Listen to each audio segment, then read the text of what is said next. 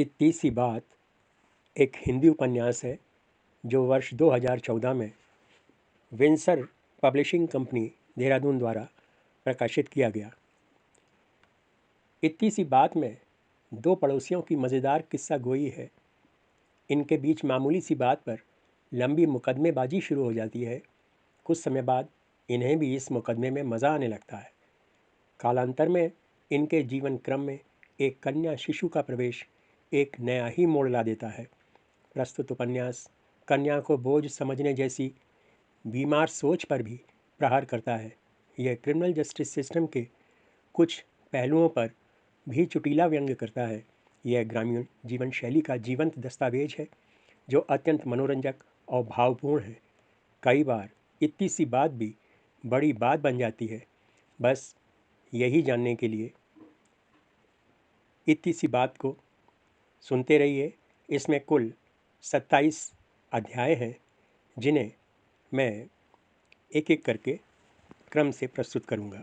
पहले एपिसोड में आप सुन चुके हैं कि कैसे ख्याली और तुलसी की दोस्ती को उनकी भजन बैठकी और सुरा साधना मजबूती से जोड़े हुए थी, मगर ख्याली के मुंह से निकले एक वाक्य ने अर्थ का अनर्थ कर दिया।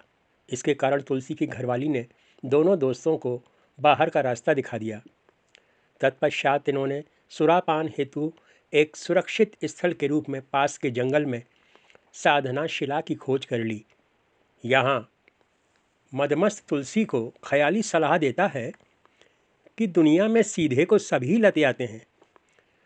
अतः उसने उन्हें लकड़ी का एक दो शूल देकर हवा दी कि इसी दो शूल से घर में जाकर हर विपत्ति का सामना करो। मगर उनका यह वार खाली चला जाता है और तुलसी अपनी घरवाली से बल भर पिटते हैं। उधर ख्याली के घर में भी चिल्ला चिल्ली होने के बाद अब दोनों घरों की औरतें हू हू करके रो रही थीं और जंगली सियार उनसे सुर मिला रहे थे। इससे आगे की कथा अब एपिसोड नंबर 2 इतनी सी बात में सुनिए। रात्रि में तुलसी की कुटाई कुछ ज़्यादा ही हो गई थी। अतः प्रातःकाल उनकी घरवाली ने उनके सूजे मुंह पर हल्दी चूना लगाया और एक दो जगह शरीर पर पट्टी भी बांधी। इस शुश्रूषा काल में वे पति से बोली, तुम देखना, मैं इस ख्याली को छोड़ूंगी नहीं, ये सब उसी की बदमाशी है। रात को पिटने के बाद तुलसी ने उन्हें बता दिया था कि उन्हें दो शूल की भेंट ख्याली ने ही दी थी। घरवाली ने रात वाला दो शूल उठाया और वे पिटे हुए तुलसी को लेकर ख्याली के घर धमक गईं। ख्याली के घर में सीन बिल्कुल उल्टा था। यहाँ उनकी घरवाली पिटी हुई थी और मरहम पट्टी ख्याली ने की थी। मरहम पट्टी के बाद दोनों में समझौता भी हो गया था। वे अब छाया में चारपाई डालकर आपसी गिले शिकवे दूर कर रहे थे। तुलसी जब अपनी दोशूलधारी पत्नी के साथ ख्याली की गृह सीमा में प्रविष्ट हुए तो उन्हें देखकर चारपाई पर बैठे युगल को कुछ अनिष्ट की आशंका हुई। ख्याली की घरवाली ने तत्काल बेटे को अंदर भेज दिया और खुद आगे बढ़ाई। वे खुद फूटी हुई थी, लेकिन जब उन्होंने तुलसी की दुर्दशा देखी तो उन्हें लगा कि कहीं पड़ोसन उन्हें ख्याली की करतूत दिखाने तो नहीं आई है। उन्होंने ख्याली पर सवालिया निगाह डाली, किंतु उन्होंने ना में मुंडी हिला दी। इतने में तुलसी की घरवाली दोशूल लहरा कर बोली, अरे ख्याली, तुझे कीड़े पड़ेंगे। तूने रात में मेरे घरवाले को तो भड़का कर घर भेज दिया, अब खुद यहाँ बैठकर चोंचे लड़ा रहा है। ख्याली की पिटी हुई घरवाली ने तुरंत मोर्चा संभाला और बोली, जरा मुंह संभाल के, क्या अपने वाले को पीट कर अभी तक मन नहीं भरा जो अब मेरे वाले से उलझ रही है। तुलसी की घरवाली बोली, ज़रा अपने खसम की करतूत तो देख, इसने मेरी पिटाई के लिए मेरे मर्द को ये दो नोक का भाला देकर भेजा था। ख्याली ने अब ध्यान से तुलसी को देखा तो वहाँ उन्हें दोशूलधारी की जगह पिटा हुआ दोस्त दिखाई पड़ा। ख्याली को बड़ा अपराध बोध हुआ। तुलसी की चोटों में टीसें उठ रही थीं। वे अपनी घरवाली से बोले, हाँ हाँ, इसी ने हमें दो नोक का भाला दिया था। तुलसी का कथन सुनते ही ख्याली का मित्र प्रेम बुझ गया, क्योंकि दोस्त तो यहाँ अपनी घरवाली के पाले में खड़ा था। वह बोला, कल को अगर मैं कहूँ कि पहाड़ से कूद पड़ो तो क्या कूद जाओगे? बड़े आए, भाला मैंने दिया था। अबे, जब ये तेरे हाथ में था तो तेरा मुंह क्यों फूटा? तेरी घरवाली से भी तो मैंने बस उस दिन मछली लाने की बात ही तो बोली थी, लेकिन ये क्यों मुझे जिंदा भूनने को तैयार हो गई थी? मुझे नहीं, इसको समझा। ये तो गनीमत समझ कि तू अभी तक जिंदा है, नहीं तो आज तेरा ही चखना बन गया होता। दोनों घरवालियों ने अपने घरवालों को आपस में उलझा दिया था। अब वे चुपचाप खड़ी उनके वाक युद्ध से अपने मतलब की बातें चुन रही थीं। तुलसी बोले, साले तुझे मरे बाप की कसम है जो कभी तूने मेरी देहरी पे पांव रखा। आज तेरी वजह से ही मेरी ये हालत हुई है। तुलसी के वचन सुनकर उनकी घरवाली ने उन पर प्रेम पूर्ण दृष्टि डाली, क्योंकि उन्होंने पिटाई का सारा दोष ख्याली के सिर मढ़ दिया था।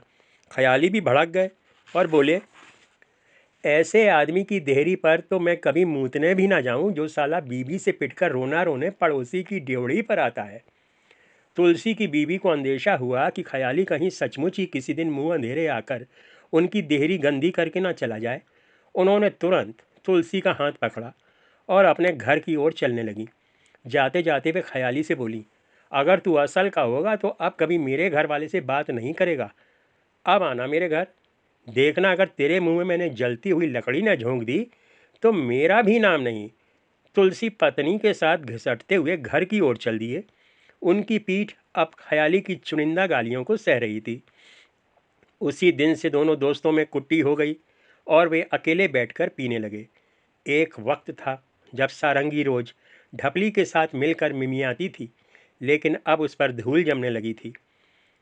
ख्याली की घरवाली भी उनकी ढपली में धनिया मिर्च सुखाने लगी थी। गांव वाले उनकी युगलबंदी से वंचित हो गए थे। इस झगड़े की खबर जब इलाके के सिपाही को मिली तो वह पड़ताल करने गांव में आया। उसने दोनों पक्षों के घायलों को देखा और उनके बयान लिए। बरसों पुरानी दोस्ती अब दुश्मनी में तब्दील हो चुकी थी। ख्याली ने सिपाही को बयान दिया, साहब, ये तुलसी मेरे घर पर डंडा लेकर चढ़ आया और मुझसे झगड़ा करने लगा। मेरी घरवाली जब मुझे बचाने आई तो इसने उसे भी मार मार कर सोजा फुला दिया। इस बयान की तस्दीक में ख्याली की घरवाली ने घूंघट हटाकर अपनी सूजी फूली मुइयाँ दिखा दी। सिपाही जी ने उनकी गोल मटोल मुइयाँ का अवलोकन किया और तत्काल तुलसी की माँ के लिए अपने विचार व्यक्त किए। वह ख्याली की पिटी हुई घरवाली से बोला, तुम चिंता मत करो, उस साले को जेल में चक्की पिसा दूंगा। अपनी बात का असर देखने के लिए जब उसने दोबारा नज़र डाली तो मुइयाँ घूंघट के पीछे ओझल हो चुकी थी। यहाँ की कार्रवाई पूरी करके वह तुलसी के घर पहुँचा। वहाँ उसने जगह जगह फूटे तुलसी राम को देखकर पूछा, ये सब कैसे हुआ? सवाल सुनकर तुलसी की बीवी ने मोर्चा संभाला और बोली, ये ख्याली सिर्फ शक्ल से ही शरीफ लगता है, लेकिन है बहुत बड़ा लुच्चा। हमें जनाना माल बोलता था। मेरे घर वाले ने जब एतराज़ किया तो देखो उसने इनकी कैसी हालत बना दी है। यह कहते हुए उन्होंने तुलसी की सूजी कलाई पर अपनी पकड़ कस दी। तुलसी कराह उठे। यहाँ आकर सिपाही जी को मालूम पड़ा कि झगड़े की असल जड़ ख्याली का लुच्चापन था। जब उसने तुलसी की घूंघट विहीन घरवाली पर दृष्टि डाली तो उसे भी यकीन हो गया कि ख्याली ने जरूर इसे जनाना माल कहा होगा। उसने ख्याली की माँ के लिए भी समान विचार व्यक्त किए। शुरुआती तफ्तीश में यह साफ हो गया कि दोनों ही पक्षों में एक एक पिटा हुआ था। झगड़े की वजह ख्याली का लंपटपना और तुलसी की घरवाली की खूबसूरती थी। ख्याली ने तुलसी को ऐतराज़ करने के कारण कूटा था, जबकि तुलसी ने बदले की आग में ख्याली की बीवी को सुजा फुला दिया था। उसके हिसाब से तस्वीर साफ थी। यह एक ओपन एंड शट केस था।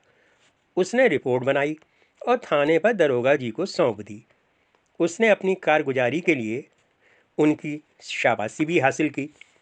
केस हालांकि तीतर से बटेर हो गया था, लेकिन कहानी का चूल से चूल मिल रहा था। दरोगा जी ने आइंदा खून खराबा रोकने के मद्देनज़र दोनों पार्टी के विरुद्ध 107-16 जाब्ता फौजदारी की रिपोर्ट भेज दी। आइंदा शांति बनाए रखने के लिए मजिस्ट्रेट साहब की ओर से दोनों पार्टियों को तायीद की गई कि अगर इसके बाद भी वे मारपीट करेंगे तो हुक्काम उन्हें जेल की हवा खिला देंगे। सिपाही जी ने भी उनके दिमाग में जेल के मुतालिक ऐसी भयानक तस्वीर खींची कि वे अब खुद को तो क्या बल्कि अपनी आने वाली नस्लों को भी वहाँ भेजने को तैयार नहीं थे। समय बीतने लगा। तुलसी के कोई आस औलाद नहीं थी, जबकि ख्याली एक लड़के के पिता थे। लड़का भी किशोरावस्था पार कर रहा था। उसकी मसें भीगने लगी थीं। बिरादरी वाले भी उसे देखने आने लगे थे। ख्याली और तुलसी की कुट्टी हो जाने से उनकी घरवालियाँ बहुत खुश थीं, क्योंकि उनके जाबाज अब घर बैठकर ही दारू पीते और मछली के कांटे बीनते थे। दोनों दोस्तों का आपस में बातें करने का बहुत मन करता, लेकिन अपनी बीवियों के डर से वे मन मसोस कर रह जाते। उनकी बीवियों के अनुसार तो मामला अब थाना कचहरी तक पहुंच गया था, अतः इसमें सुलह का तो सवाल ही नहीं उठता था। हालांकि वे दोनों भी जानते थे कि हकीकत में इस झगड़े की कोई वजह ही नहीं थी, यह तो बस खामोखा ही हो गया था। उनके हिसाब से मामला भी सिर्फ रगड़े की हद तक पहुंचता था, क्योंकि किसी झगड़े के लिए तो बाकायदा आपस में सिर्फ फुटबॉल होना ज़रूरी है। यहाँ दोनों ही पक्षों ने अपने ही घर के कमज़ोर सदस्य को खुद ही कूटा था और इल्ज़ाम पड़ोसी के सिर पर मढ़ दिया था। वैसे काफ़ी हद तक इस सब की सूत्रधार भी उनकी घरवालियाँ ही थीं। एक बार होली के मौके पर दोनों की मिट्ठी होने के भी आसार बने। सभी गांव वाले चाहते थे कि पहले की तरह वे इस बार भी होली गीत साथ साथ गाएं, लेकिन दोनों के बीच अब तक इतनी लफाजी हो चुकी थी कि उनमें से कोई भी पीछे हटने को तैयार नहीं था। अंत में गांव वालों ने इसका समाधान निकाला, जिसके अनुसार दोनों ने होली तो साथ साथ गाई, मगर गाते समय वे एक दूसरे की तरफ पीठ करके बैठे। कुछ समय तक दोनों परिवारों के बीच कोई झगड़ा नहीं हुआ। इस बीच ख्याली के लड़के की शादी तय हो गई और ख्याली के घर में बेटे को बहुरिया मिल गई। ख्याली की जनशक्ति अब तुलसी के मुकाबले में 2 गुनी हो गई थी। सब्सक्राइब कीजिए हमारे चैनल को और बेल आइकन को दबाइए हमारी लेटेस्ट वीडियो सबसे पहले देखने के लिए।